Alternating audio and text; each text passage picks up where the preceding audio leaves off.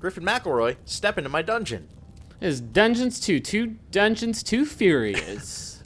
Yeah, so Dungeons 2, not a great name for a video game, in my opinion. Doesn't tell you a whole lot, feels very generic, but... It's impressive that they own the IP Dungeons. You would have thinking Dungeons and Dragons maybe would have snatched that up. You think somebody would have got it already. It's a important constituent part of Dungeons and Dragons. What are we looking at here? So Dungeons, basically, this is a continuation of the sort of style of gameplay found in Dungeon Keeper, if you ever played those games. Which is only the free-to-play mobile version. Yeah. No, just kidding. That was really not very good. Yeah, well, EA owns that series now and does nothing with it except for this really bad free-to-play version. So another company decided, hey, we're gonna keep doing that. And Calypso, I believe, is publishing it now. But it's pretty cool. So basically, you play this evil overlord. I've got all these little guys here mining gold for me, and I'm basically just filling out this cavern, exploring bit by bit. I'm turning this little area that I mined out into a treasury right now. Okay. And the more treasury spaces I have, that's where I'm going to store all my gold, so the more gold that I can keep.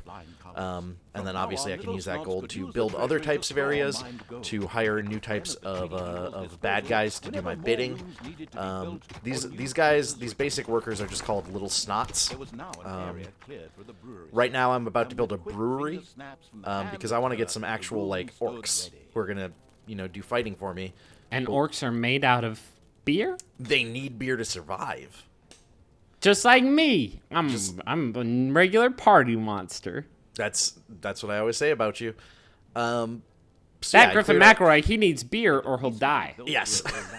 So I cleared out this nice little room here, built a little brewery, but we actually need we're gonna need an actual kettle here to brew up the beer. Important part of any brewery is the kettle. There we go. And as you can see, we can build multiple kettles within the brewery space.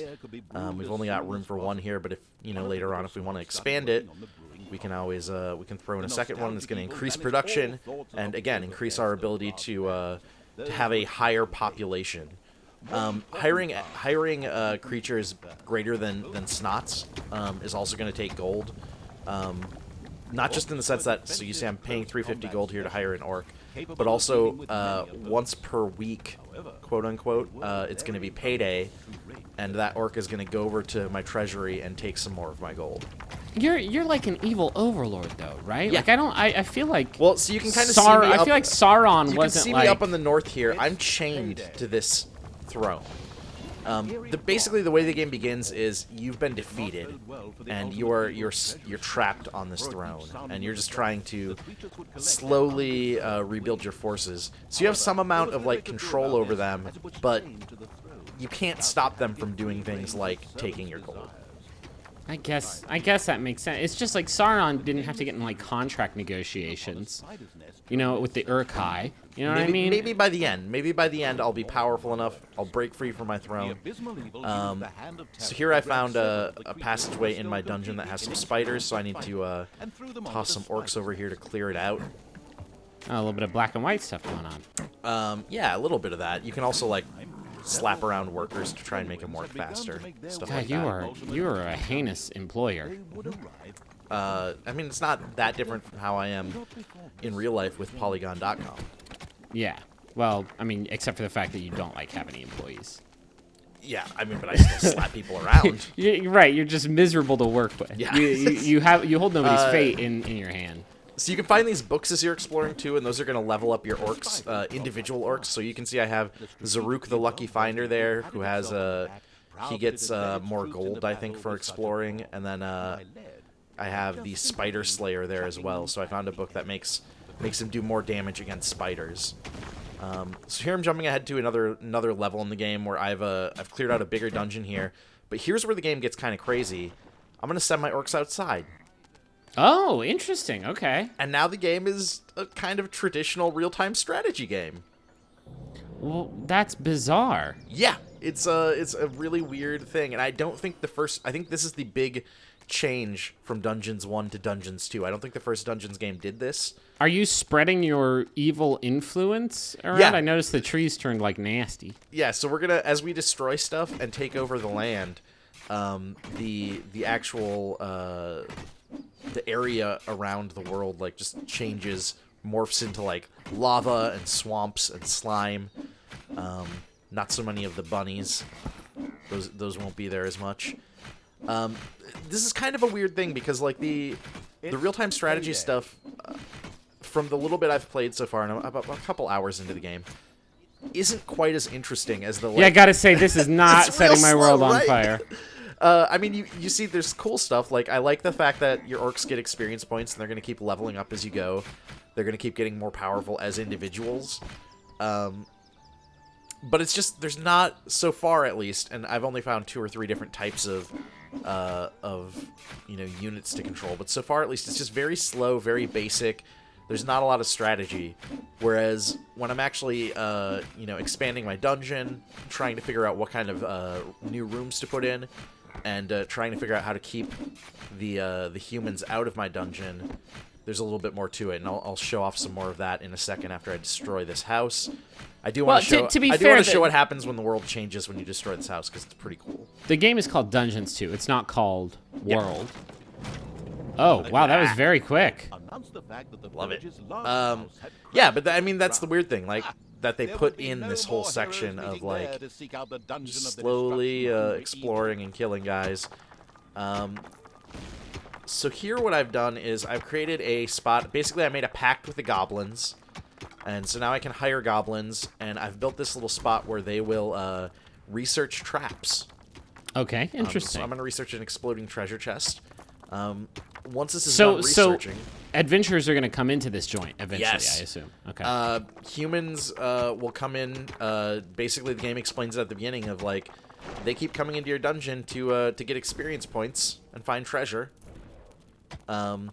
So you need to find ways to keep them out, and some of that is just having orcs and other enemies who can like fight them.